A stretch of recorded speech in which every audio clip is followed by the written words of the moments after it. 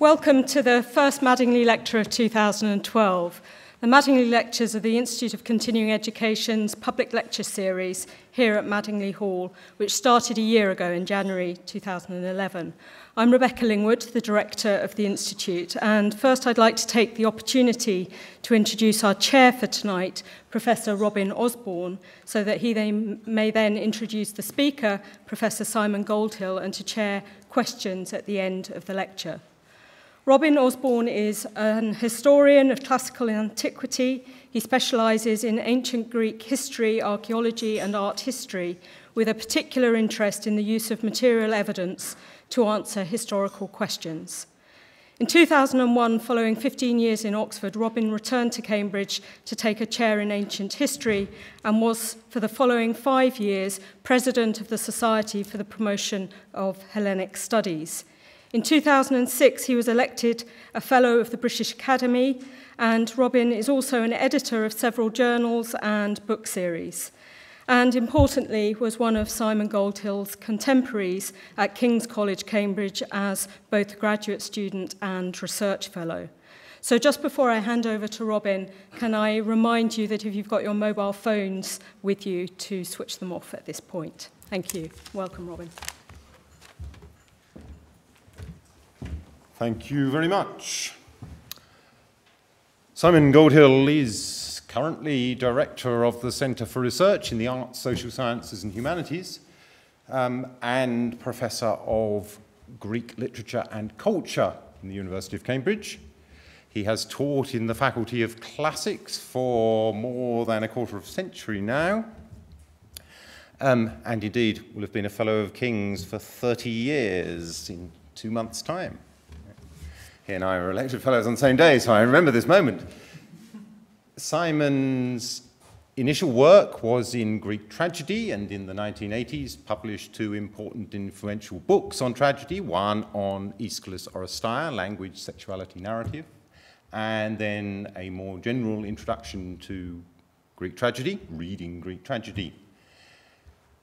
In subsequent years, his interests have got broader and broader, encompassing more and more of Greek literature in books like The Poet's Voice in the early 90s, and then a book on the Greek novel hidden under the title of Foucault's Virginity in the middle of the 90s. And then in the last decade, this has come to encompass areas well beyond the Greek world and well beyond literature in 2 books, one about the temple in Jerusalem and one more generally about Jerusalem. And in his involvement in the last few years in a Leverhulme-funded project on abandoning the past in Victorian Britain. Hardly a year goes by when Simon doesn't publish one book. This last year he's published 2 books, both of them pretty heavily involved with Victorian Britain, one hidden under the unlikely title of Scots Buttocks, and the other, which I think tonight's lecture will have something to do with, also on the relationship between ancient Greece and the Victorians. And it's about that, as you may have guessed already from Waterhouse's picture on the screen, Simon is going to talk tonight. Would you welcome Simon Goldhill?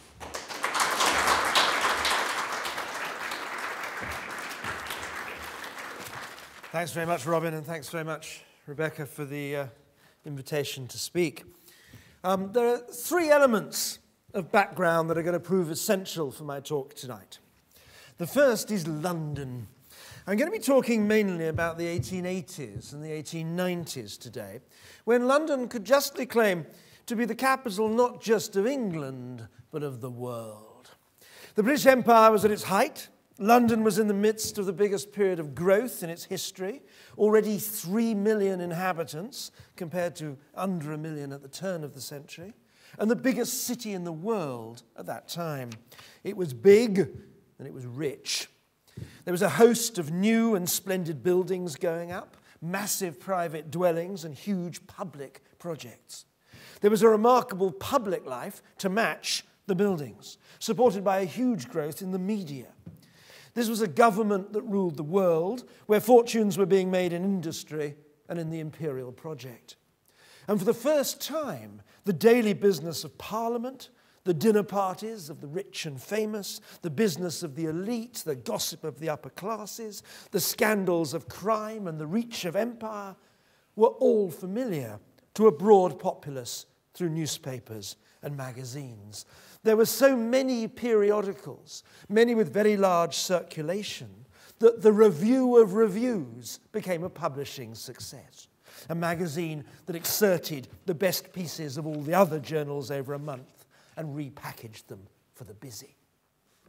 And this media activity was a fundamental shift in the way that the city represented itself to itself and understood itself.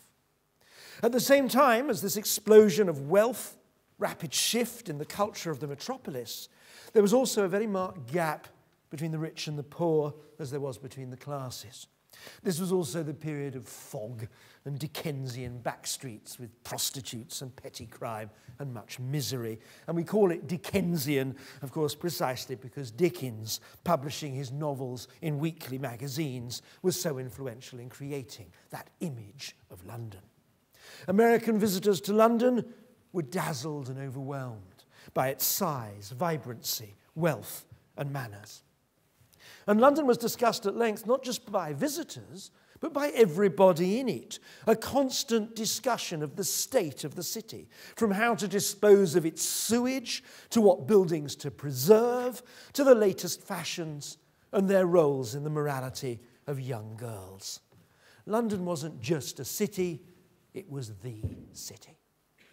Now, from this very impressionistic image of the bustling, swarming, powerful metropolis, I want you to hold on to just two main points. First, the sheer scale and importance of the city, head of the British Empire. The art I'm going to be discussing is art for this audience. Second, the immense new importance of the media in mediating the city to its citizens, letting the cities see themselves and its city. When I turn to talk about cultural identity, it's in the context of this mass of print and visual imagery. The paintings I'm going to be looking at are part of this construction of a new identity. Now, the second element of background is what I'll call the sexual discourse of the 1880s. Sex and gender were very much in the air. Consider the so-called woman question. This was debated in a great mass of articles from the 1860s onwards, and it took very many forms. At one level, it was a medical discussion. Could women have an education like men? Or did menstruation or brain size or just general feebleness mean that women could never really learn properly? Did women experience sexual desire? Or was it only prostitutes who did so?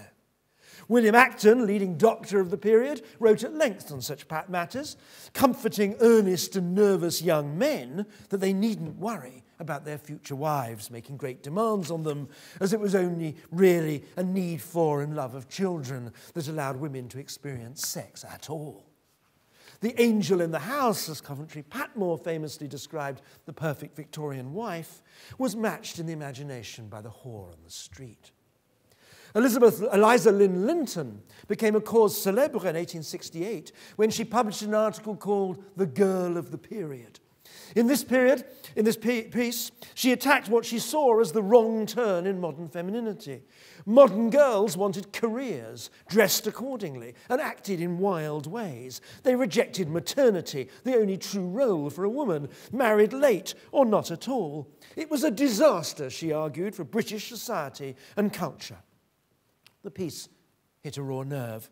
It was debated and argued about in journal after journal, and she herself published another 40 articles collected in 2 volumes on the same theme. Linton lets us see Victorian anxieties about gender and sex all too vividly. The great paradox is that Linton herself was the epitome of what she was railing against. She was the first woman to have a salary as a journalist. She left home and moved to London as a single young woman, where she survived first in London and then down and out in Paris in the fearsomely male world of the media. She had a somewhat scandalous relationship with the poet Walter Savage Landor, a poet 50 years her senior. She married an older man whose wife she had nursed. He was a communist printer and engraver in the great tradition of Bohemian artistic life. After 3 months, it was clear, to her at least, it wasn't going to work, and before too long, he was packed off to America, and they lived for 30 years without seeing each other again. She never had children. Eliza Lynn Linton is a fascinating test case of Victorian anxiety about women. She lived the life of rapid social change, an exemplar of the new woman, while writing passionate and hugely influential broadsides in favour of traditional female life. The Contagious Diseases Act is one of the best-known pieces of legislation of the period. This allowed a policeman to stop and require any woman suspected of loose morals to be subject to an internal examination to test for sexually transmitted diseases. Designed to stop the spread of venereal disease by prostitutes, it caused an outcry among women and was debated throughout its, fortunately, short existence as a piece of legislation. Less known, but equally telling, were 4 long articles published in the Pall Mall Gazette of 1885, a report on the state of child prostitution and the procuring of virgins in London. This makes unbelievably difficult reading even today. Most of the girls were raped and had no idea about sex before their experience. And the report caused the most scandalized and outraged outcry throughout the world, ending in a 200,000-person rally in Hyde Park in aid of young girls. This was all concerned with raising the age of consent from 13 to 16, which was duly enacted in 1885. The Women's Married Property Act was also a product of the 1880s, which changed women's social status irrevocably. In the 1880s, gender roles were being fought out on the legal and political stage. In short, the role of sex, gender roles, and desires was a hot topic in Victorian Britain and is an integral aspect of the paintings I'm going to be discussing. Now, the third element of background is the classics, ancient Greece and Rome. Classics took up 80% of the curriculum in elite schools of the period. It was an integral part of the furniture of the mind for Victorian gentlemen. The ancient world was simply part of the horizon of expectation. And because this classical education was such a part of the training of elite Englishmen for empire, it's become a commonplace to assume that classics was part of the most conservative aspect of British culture of the period. And classics still sometimes suffers from that slur. But when Shelley wrote in 1822, "We are all Greek," it was a call to political revolution. As Marx wrote, the French Revolution was enacted in Roman dress. Greece and Rome were not seen not just as the stimulus to political revolution, but also as a way of escaping from a Christian inheritance in this period of religious turmoil. It's not by chance that Greek culture was the lure for Symonds, Wilde, and other gay men as a form of self-expression. But it was also a way of representing a lot of female naked flesh and for thinking about desire. Classics, as ever, is an alibi for sex. The other place you go to explore the self. In the 1880s, there was a real craze, especially in the academy, for classicizing art. The most famous artists of this period, Alma-Tadema, Poynter, Watts, Waterhouse, Leighton, many others, all turned back to the ancient world to express themselves. Classics, too, was a hot topic in the 1880s. Now, it should be clear that these 3 elements of background are closely interlinked. In the metropolis of London in the 1880s, in the midst of the hugely contentious arguments about sexuality and gender roles in a rapidly shifting society, a group of major academic painters turned back to the classical world to express themselves and were responded to by the citizens who came to see the art. And came they did. Each year of the 1880s, over 300,000 people went to see the summer exhibition in the Academy, where almost all the paintings I will discuss were first exhibited. They were debated and criticised in the journals and newspapers at length. I'm interested in how did these classical paintings come to form the imagination of the Victorians? How did they help the Victorians think and talk about desire?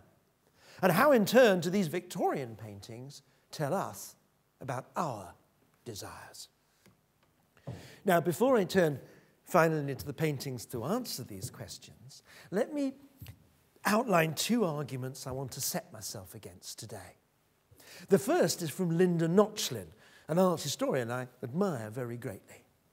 She's pretty sniffy about the sort of paintings I'm going to show you. She calls them silly. Now, these pictures did go out of fashion about the time of the First World War, and by the time of the Second World War, you could pick up a major Waterhouse for about 20 quid. They now go for well over $1 million, of course. Now, I may not be able to convince you all to admire every one of these paintings, and some of them actually aren't very admirable, but I will insist on their importance for understanding the 1880s, and, as importantly, for understanding modern images of sexuality. Whatever else they are, these paintings aren't silly. Now, second, there's a much stronger line of argument that sees these paintings as ideological artifacts of Victorian patriarchy. For Joseph Kessner, all Victorian art supports patriarchy. Women are represented in one of two ways, he writes, either as irresponsible, outcast, prostituted, vicious, sensuous, demented, bestial, castrating, sinister, delusive, conniving, domineering, and fatal, or, the good news, submissive, passive, forlorn, abject, somnolent, dependent, unintelligent, enervated, helpless, non-sexual, ethereal, compliant, abandoned, and indecisive. That is, whores or virgins. And thus all art is designed to shackle women into one of two paradigms, each of which support the dominant structures of Victorian male-dominated society. Now, Victorian society is fiercely patriarchal, and many of the images are often shockingly direct in their ideological commitment to that system. But I do want to suggest that male desire is a much more difficult topic to control in quite this way. And many of the images I'm going to show you have a far more explorative attitude to patriarchy than Kessner suggests. But let's turn to some pictures. And the artist I want to focus on today, first of all, is J.W. Waterhouse, lived from 1849 to 1917, and was a hugely successful artist in the 1880s and 1890s in particular. About his life, surprisingly, very little is known. If you've gone shopping for posters in the last 25 years, you will have seen his picture of Hylas and the Nymphs, which apparently appeals to thousands and thousands of adolescents around the world. The 7 languishing and enticing nymphs, bare-breasted, are taken from only 2 models. Drawing the pretty Hylas into the water, it was an instant hit in Victorian Britain too, for its complex composition and classical evocation. The story is taken from Theocritus 13, and consequently from a string of Latin poets. And it's the story of the rape of a youth, the lover of Hercules, whose beauty leads the nymphs to pull him into the water. Waterhouse captures the moment of female desire. All eyes are on Hylas, but leaves the full rape and the disappearance of the boy to our imagination. Hylas's face, shaded and hidden, betrays no reaction to their enticement. The male body is pictured as the image of female desire, and female desire is imaged more as a sort of dreamy hopefulness than as sexually predatory, for all that it is a scene of abduction. It's a picture of desire, but it's carefully framed as classical, pastoral, mythic, and poised just at the moment before desire is fully acted out. Those water lilies are called nymphaea, and the long, creeping tendrils of plants were used in symbolist art, such as that of Aubrey Beardsley, to suggest the deadly entrapments of seductive and frightening female sexuality, as indeed nymph was a sexualized term for prostitute or other enchanting women at the time. Like sirens, women lead men to drown, caught in their liquid desires. Yet these nymphs were described by one contemporary critic, A.G. Temple, as showing a sweet and winsome expression, not without a touch of wonder. There is a tension, that is, between the looming sexual violence and the winsomeness of the girls, made worse by the fact, as J. Fithian, the director of Manchester's Municipal Art Gallery, noted, Waterhouse's picture had a disturbing realism for such a mythic subject. So where then is the viewer in this play of gazes? Some critics saw women dragging a man into their dark, watery grotto. Some wondered whether Hylas, like a fin de siècle decadent, was about to wallow in pleasure. Spielmann, the critic, thought the nymphs had such wistful and delicate forms that we wonder if we do pity Hylas. The viewer is caught between desire and fear, between pleasure, always touched by decadence, and danger. Hylas's face can't direct our response and becomes thus a blank mirror where our own responses to female sexuality are reflected. The eroticism of this picture, the tension between its delicate winsomeness and its narrative of seduction or seizure, is like an extended gloss on the word ravishing. Is it rape or ecstasy? Dangerous lack of control or sweet abandonment? In short, is Hylas here, in your eyes, a victim? How you answer the question will be telling. This painting is a place where female desire is represented, but male desire is set at stake. But let us take 10 years back or so to 1885, the year of that Pall Mall report on the violent rape of young girls, and look at a different sort of painting. This is entitled Saint Eulalia, and it was exhibited at the Royal Academy. It's now in the Tate in London. The story of Eulalia is not so well known, and Waterhouse's catalogue entry gave the necessary details, even for the Victorian classically trained audience. The Martyrdom of Eulalia is told in Prudentius's Peristephanone, a wonderful 4th century collection of Latin martyr poems full of blood, gore, and witty put-downs. Eulalia is a 12-year-old girl who lived in the country. She fled her mother's control to go to town in order to refuse to do a sacrifice so she could bear witness to Christ. The Romans duly punish her. The executioners slice her breasts with an iron claw, cut her sides to the bone. She revels in her triumph. Look, Lord, your name is being written on me. How I love to read these letters which record your victories, Christ. And the purple of the blood itself, as it is drawn forth, speaks your holy name. Her hair covers her nakedness, and as she dies, a white dove, her pure spirit, escapes from her mouth. And finally, a sudden heavy fall of snow covers her body from prying eyes. It's a poem that revels in violence to the female body as a vindication of Christian suffering, an image of Christ's suffering, and a witness to it. It's a striking choice of subject, and I don't think there is any other modern picture of Eulalia. But look how Waterhouse has dealt with it. It is, of course, an exercise in foreshortening. I mean, technically expert. The construction's sophisticated, and the cross on the right reminding us of the ideological background to the death set against the upright pillars and the upright soldier of Roman rule. There's a tiny group of Christians at the back who watch on as 3 white doves fly above her body while others peck around. The miracle of the dove of the Spirit is turned into quite a naturalistic image here with just lots of pigeons, really. But the body leaves us with a problem. There's no sign of how this martyr dies. Certainly no sign of torture of her breasts and sides. And she seems quite a bit older than 12.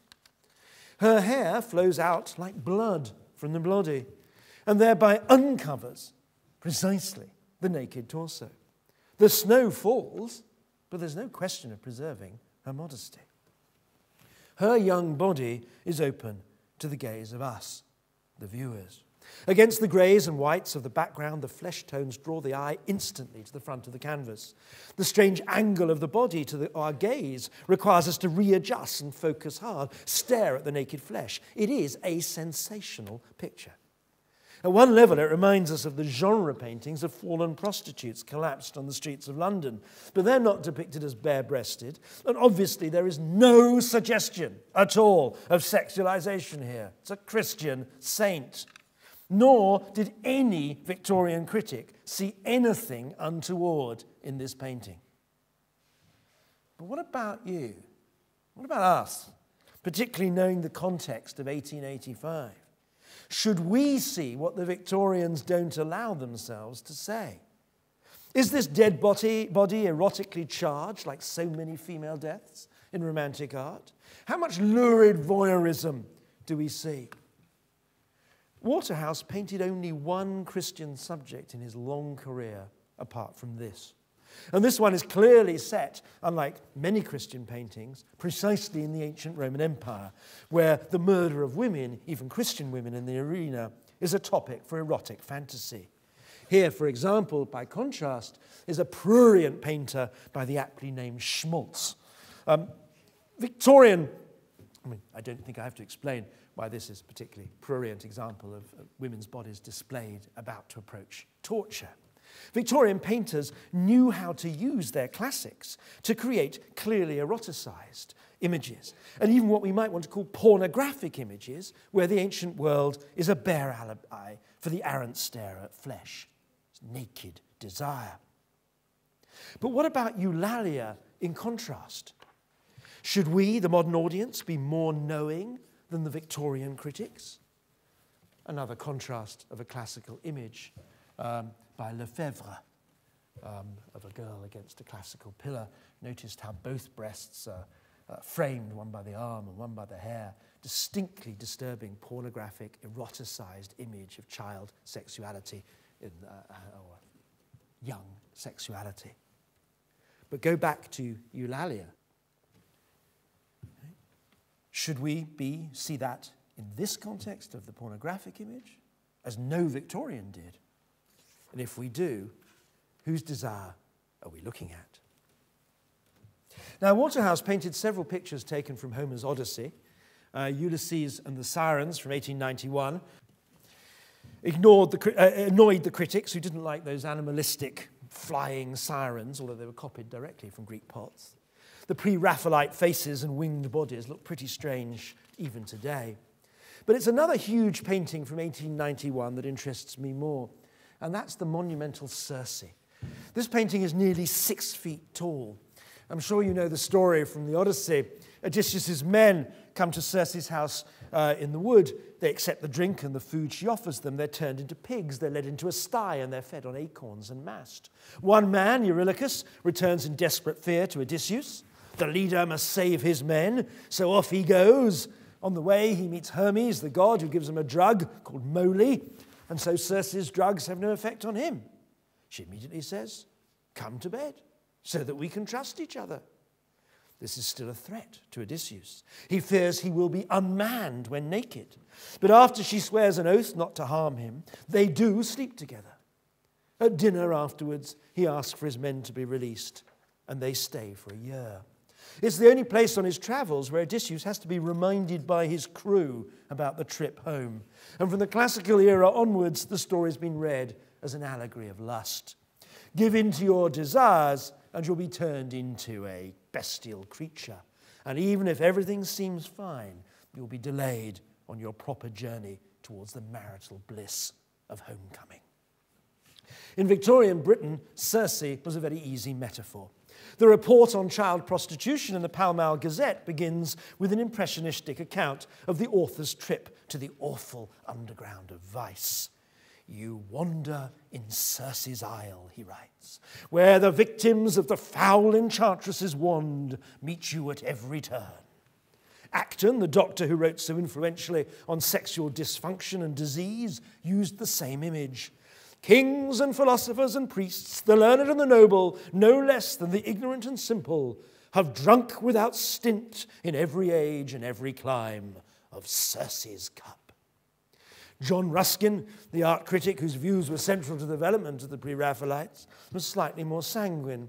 He compared the Sirens with Circe and found in Circe frank and full vital pleasure, which, if governed and watched, nourishes men, but unwatched, having no moly or bitterness or delay mixed with it, turns men into beasts and doesn't slay them. Typical for Ruskin. As long as you've got bitterness and delay, then sex is all right. There's a chance your pleasures won't make you into an animal. It's not by chance that James Joyce in Ulysses made his Circe the brothel keeper Bella Cohen. So look then at Circe by Waterhouse in 1891, and exhibited by choice at the Grosvenor Gallery rather than the Royal Academy, a more intimate and challenging space. She sits throned in majesty, as befits a goddess, and reaches out the cup of her poison towards the viewer with her wand raised high, ready to complete the process of transformation that follows from accepting the cup. Her sexuality is pronounced. She's naked beneath her flowing robes. Her breasts, belly, and legs are clearly visible through the veils. She's leaning back in the seat, or at least her head is slightly upturned, with half-open mouth, hooded eyes, loose hair, encouraging, leading the viewer on. Her throne has two lions' heads as armrests, open-mouthed and growling, a sign of threat and aggression. And by her feet, there's a snoozing boar, presumably one of Odysseus's transformed crewmen. In the middle of the foreground, amid, I think you can see them there, the purple grapes and dark vine leaves, which are obvious markers of luxurious pleasure, there is a toad. Now, a toad is not mentioned in Homer's story of Circe's animals, but it is a familiar association with witches and poison. But the toad is also familiar as holding out a surprising hope of cure. Since, as the story goes, a toad has a magic jewel in his head which acts as an antidote to poison. As Shakespeare put it, "Sweet are the uses of adversity, which, like the toad, ugly and venomous, wears yet a precious jewel in his head." So perhaps here the toad suggests both the poison and the cure, desire and its resistance. Behind Circe, there's a large circular mirror, and reflected in it is an extraordinary image of Odysseus. The image is far smaller than Circe. His head is awkwardly framed by her massive arm and breast, as if she already has him in an embrace. He's not a heroic nude, but fully dressed. His fists are clenched, his right arm around the sword strap, it seems. He looks with twisted and hunched body nervously at the huge figure of Circe, and he's clearly marked as frightened or at least apprehensive. And parallel to Odysseus on the left side of the mirror are two pigs looking up at their human leader. The colour of the pelts echoes the colouring of Odysseus's robes, underlining the alternate fates of the visitor to Circe's place. Lines of sight are again crucial to this canvas. Circe looks directly at you, the viewer, and entices us. But as we look at the sexually enticing and dangerous figure, our gaze is mirrored by the look of Odysseus, whose fear, caution, physical hesitation direct our response. It's not by chance that the image of Odysseus looks like Waterhouse and has often been taken as a self-portrait. What's imaged here isn't an image of corrupt female desire, the poison of female enticement, as the moral tracts of the time so often put the threat of the prostitute, but also male fear and hesitation before female sexuality. Now, at one level, this might make the painting seem like a simple moral statement. Watch out for corrupt female wiles and sexuality, right? A message which many writings of the period would certainly parallel. But as good classicists, we all know that the fearful Odyssey in the picture is going to sleep with Circe for a year and is going to have a son by her who's going to grow up to kill him, as the later epic tradition records. Again, what's unsettling about this painting is the tension created by the precise freezing of the dramatic moment, the narrative moment. We're again caught precisely in a moment of uncertainty about male desire. Surprisingly, the best book on Waterhouse by Peter Trippi singles out Odysseus as the only male figure in Waterhouse's work who does not succumb to temptation. Well, sort of. Just wait, next frame. Yeah? As if Waterhouse was imaging his own propriety here. I think this quite underplays the threat of this picture. It's true that Odysseus is never turned into a pig and transcends the error of his companions, but he's on the point of drinking that cup. And he's going to sleep with the beauty that's in front of us and him. So do you see yourself in Odysseus, as the picture putting him in the position of the viewer encourages you to do? And if you do see yourself in him, where does that put you? Resistant, or about to fall into the arms of Circe? Or both? How strongly do you stand before the temptation of Circe's embrace? Well, Waterhouse returned to the Odyssean world of female seduction more than once, and the connection between water and women, sex and death, were for him, as for so many fin de siècle artists, an integral system of images. Here's a smaller canvas from 1901, 5 years after Hylas, called simply The Siren. It's a different imagistic world from the Homeric narrative. It's a beautiful, naked young woman sits with a lyre on a rock. Her legs melt almost imperceptibly into a fishtail, which blends in colour and outline into the rock. She emerges from the rock and water like a natural force. She looks languorously down at the beautiful young man hanging onto the rock from within the ocean. He's got strongly muscled arms, but soft facial features, and long hair, and what appears to be an earring. The sea is calm, as in the Homeric narrative, but there's a smashed mast floating behind the sailor in the sea. The background is a romantic landscape of massive rock formations and receding, indistinct mountains in the distance. The two figures look at each other like lovers with deep longing. They're both really quite cute, and you might well think of shipwrecked lovers of Shakespearean romance. The siren holds a lyre, but her mouth is shut. She may have sung before, but she needs now no verbal enticement. The look is enough. The boy looks up with an awestruck expression. Here we've entered a symbolist world for which Shakespearean romance is really quite a misleading frame of reference. The siren, even more than Circe, is a familiar image for the prostitute or the enticing female who leads astray the desiring male. Poor old Ruskin again gives a neat summary. The deadly sirens promise pleasure, but never give it. They nourish in no wise, but slay by slow death. They are not pleasures, but desires. This is, then, an image of desire and its threat to the male self. What worries me, however, is again the poised moment of the narrative. That sort of frozen moment. The victim of sirens die, their bones are strewn around the island, Homer tells us. This boy is on his way to death. But there's no indication of how he's going to die. Will he slip beneath the waves, watched by the cool gaze of the uncaring siren? Will he die on the rock deserted? Will he die in the arms of the siren? You can fill in further symbolic or social associations for yourself. Right? But for me, most importantly, the picture captures the moment of the locked gaze. The artist seems to be suggesting that it's the moment of passionate gazing, which is the prelude to the loss of self in death. What sort of artistic self-consciousness or even despair is that? Now, Waterhouse was not a scandalous artist.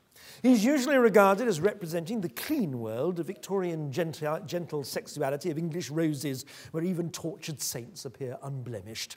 Hence his popularity as poster art. Strikingly, even when he's involved with French art and responds to the more difficult art of the continent, he's described in contemporary sources as quintessentially English. But in the pictures I've shown you, the view of male subjectivity reveals something more dark and difficult that goes far beyond the ideology of the virgin and the whore, something closer to Degas' Interior, the exemplary painting of difficult male desire for the continental art of this period. The images of female desire can easily be fitted into a patriarchal model, for sure. But his pictures also place the male viewer, always the privileged viewer in Victorian art, in a more complex position, where male desire is seen as a threat to the security of the male self. Patriarchy's subject is exposed at the moment of frozen narrative, as uncertain, slipping, struggling. And this infects the viewer. Desire needs veils to speak.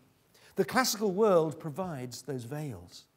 Waterhouse provides a strong paradigm for us to see, for the most traditional seeming Victorian art, how it uses its classics to find a more worrying world where male desire is a source of anxiety and struggle.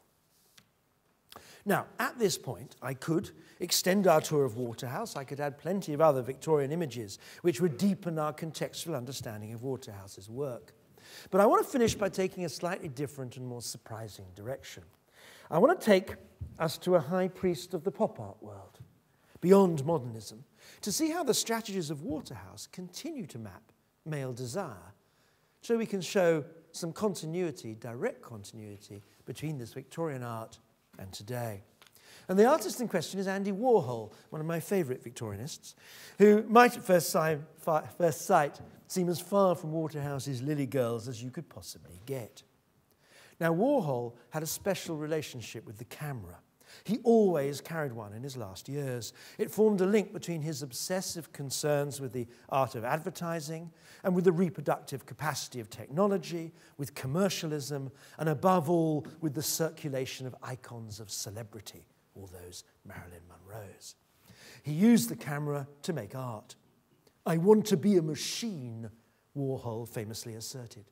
And the camera became a central medium through which he constructed his specific anatomy of desire's imagery. Throughout these years, he constantly took Polaroid snaps of his friends having sex, often quite baroque sex at that. He invited rent boys up to his studio. He persuaded his colleagues to strip in their lunch breaks and masturbate for him while he took photographs. He left thousands of pictures of this sort. But he also made some quite remarkable art out of them, particularly when he stitched together, literally with a needle and thread, sets of repeated images. But today what interests me is the way in which Warhol, for all his revolutionary novelty and aggressive modernity, worked in an absolutely conservative artistic tradition. It's not just that he uses classical models like Waterhouse or Michelangelo to express his versions of desire or male beauty, but also that in his very use of the camera to explore these areas, he was self-consciously working through a Victorian practice. So it's with Warhol the Victorian I want to end today. Now, in the ultra-trendy art magazine The Studio, in the year 1893, which had run important reviews of Waterhouse's work, there were published some photographs by one Wilhelm von Gloeden. Von Gloeden moved from Germany to Sicily for his health, where he lived in the last decades of the 19th century. He spent his time there taking naked photographs of the local inhabitants. These were sold partly as anthropological studies of the Mediterranean, but mostly as classical studies, the Mediterranean body in the open air, which is how the studio published them. Most of his negatives were destroyed by Italian fascists, but several hundred images survived, which have never been out of print. Here is a fairly typical work. A naked young man is posed by a suitably Dionysiac vine. He's lightly embracing a Renaissance bronze statue of a naked athlete based on classical Greek models, and behind them there's a wall with Greek-style etchings. The picture suggests that the young man is literally in contact with the Renaissance and the classical past. Classical bodies alive today. Well, Andy Warhol owned this Victorian photograph, and he drew it with a somewhat typical shift of emphasis onto the boy's genitals, where it was used in a volume edited by Roland Barthes. It's a direct link back into the Victorian period of the 1890s.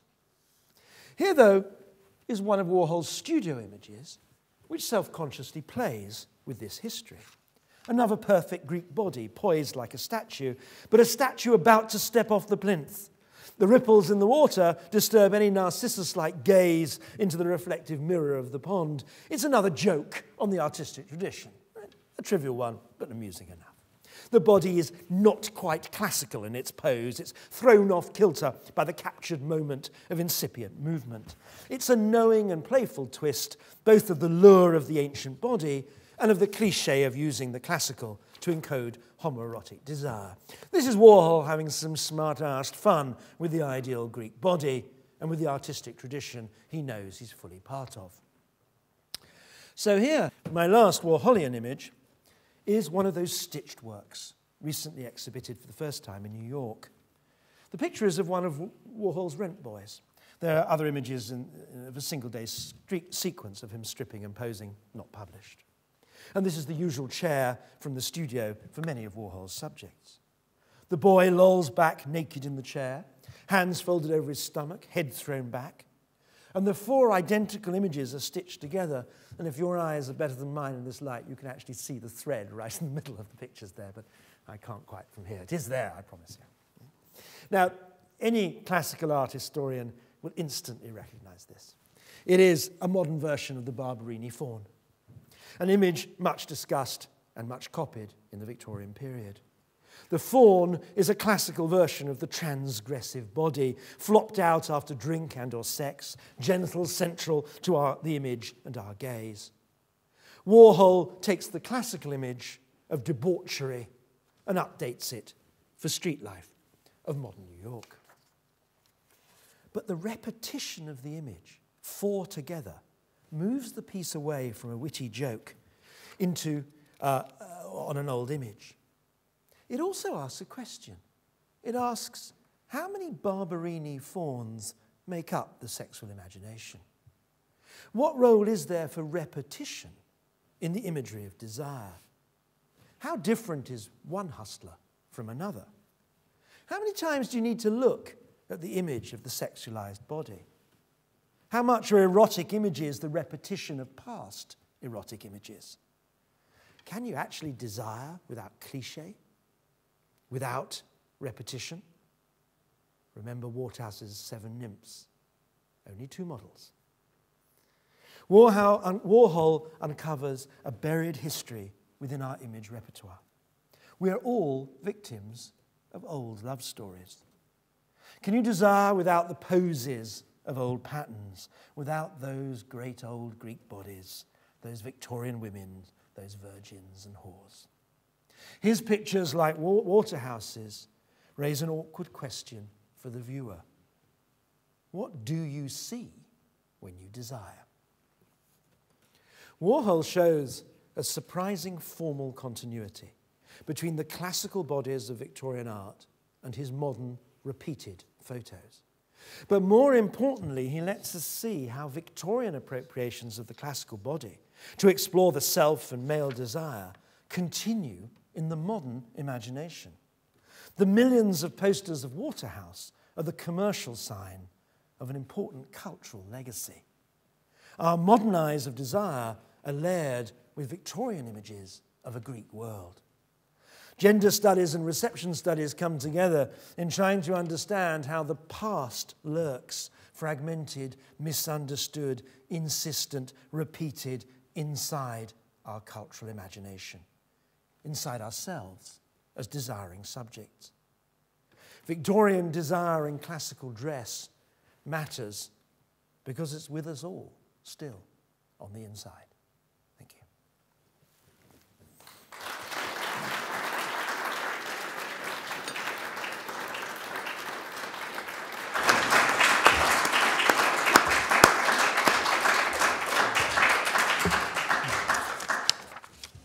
Simon's given us a fascinating insight into the how and the why of the replication of the classical in modern, 2 aspects of modern Western art.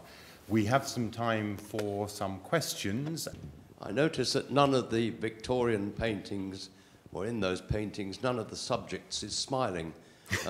Does this coincide with your observation that desire is accompanied by anxiety in those periods?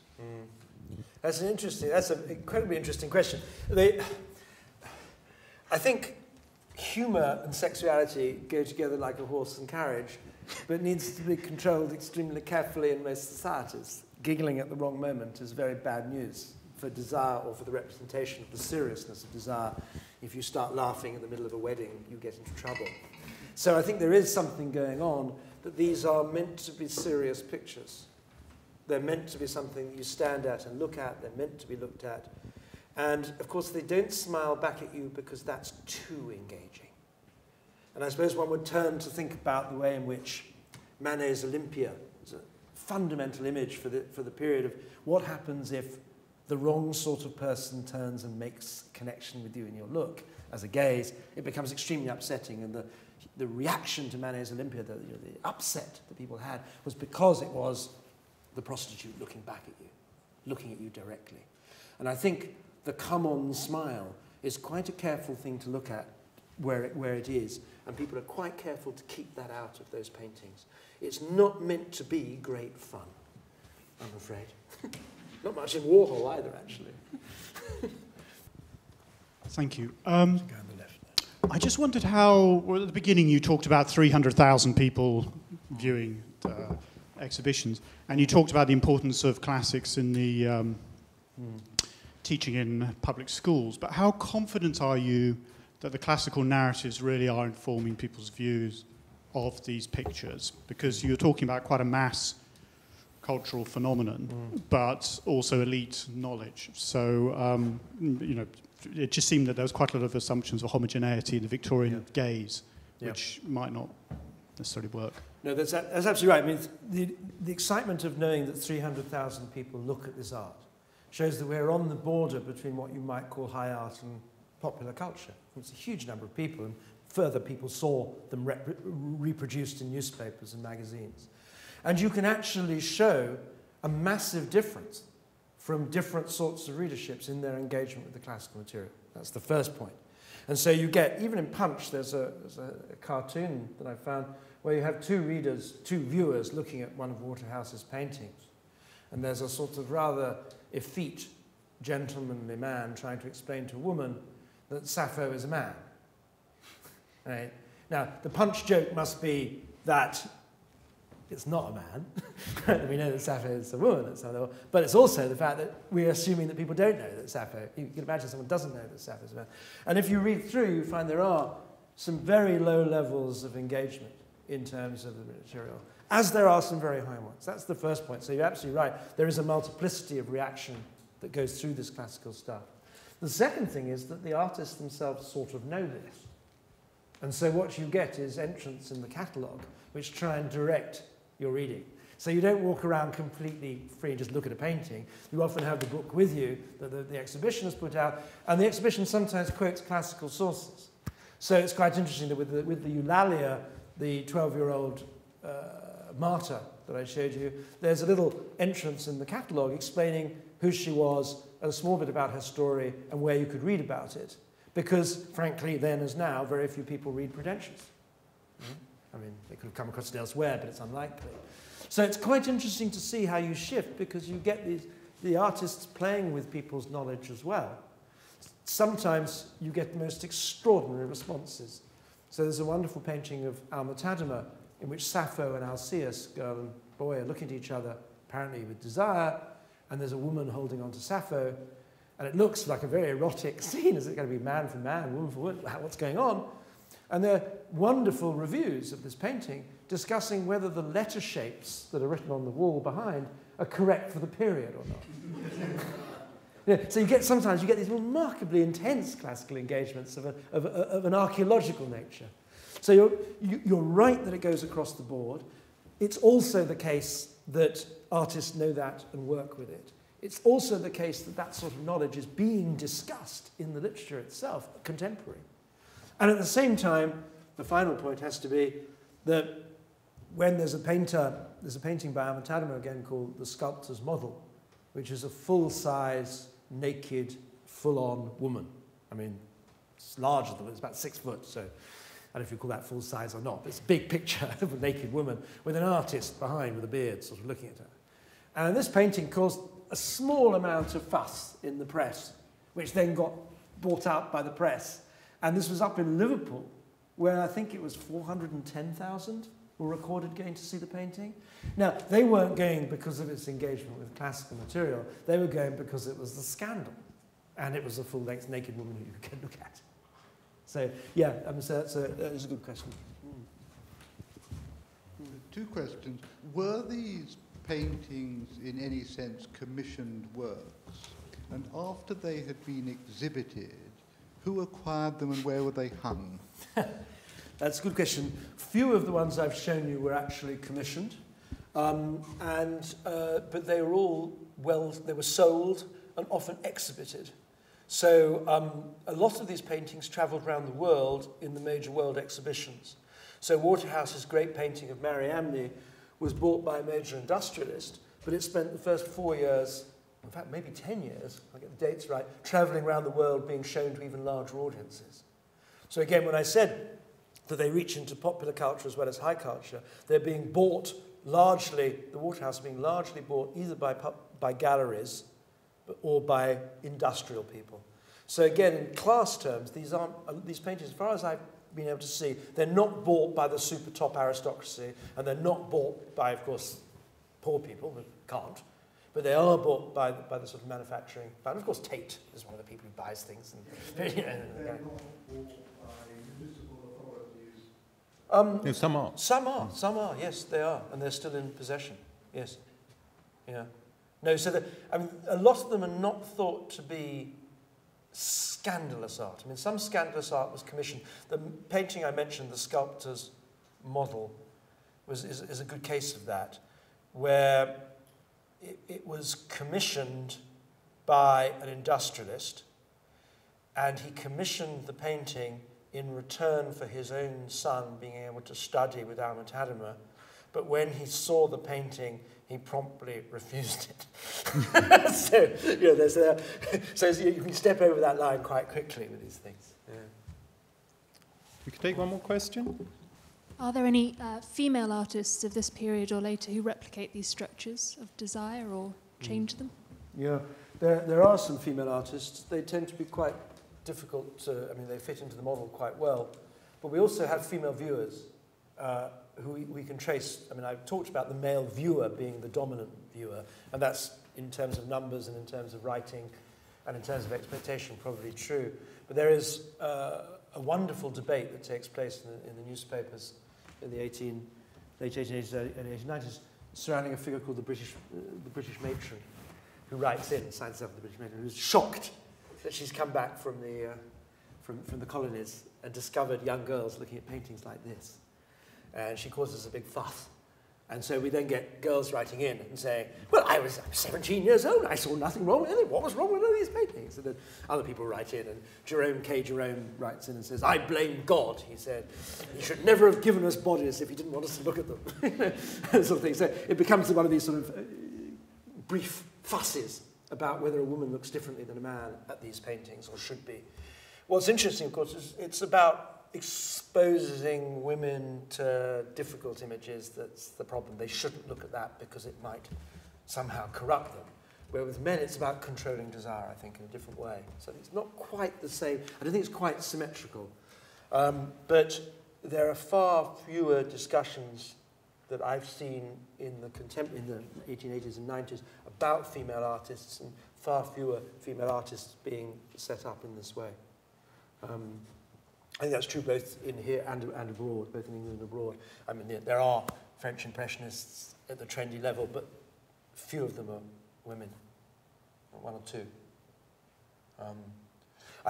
I haven't seen anybody make a really extended case that the female artistic construction in this period is radically different from the male artistic construction in the way that they have, say, for Artemisia Gentileschi in the Renaissance. There's someone said, you can see the female gaze here. But people haven't done that very much with this sort of art. The bad news, I think, is that we ought to finish at this point.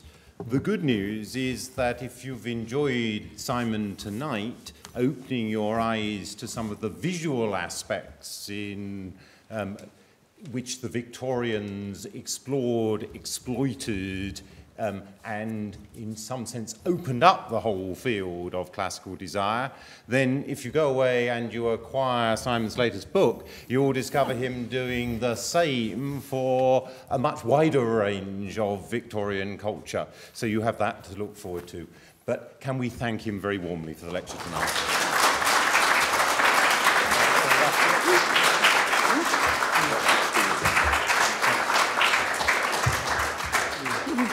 Well, firstly, I want to thank Robin for chairing so ably, and of course to thank Simon for a fabulous lecture this evening. And as a small token of our appreciation, I have a gift for you, which is a guide of Madingley Hall. And thank you. And explore. Thank you very, very much. So just to close, I hope that we will see some of you back here at the Institute of Continuing Education at Madingley Hall, either for a future Madingley lecture or for a Madingley concert, details of which are in your programmes on every seat here tonight, but perhaps also studying with us. And there are also brochures of our courses on the chairs and available elsewhere in the hall. So please do take those away with you and have a good look and share them with your friends and families. The next Madingley lecture is on the 5th of March, and that's Anne Cotton, who is the founder and executive director of CAMFED International, and she will be speaking on the justice and imperative on girls' education in Africa. And you'd be very welcome to join us again then here at Madingley. So I would like to wish you safe journeys home, and you'll be very welcome to go to the bar, which is open tonight if you'd like to have a drink before you go, and if you could leave through the door at the back of the hall, unless you have an official invite for a buffet supper tonight, in which case we leave by the other door. So thank you very much and good evening.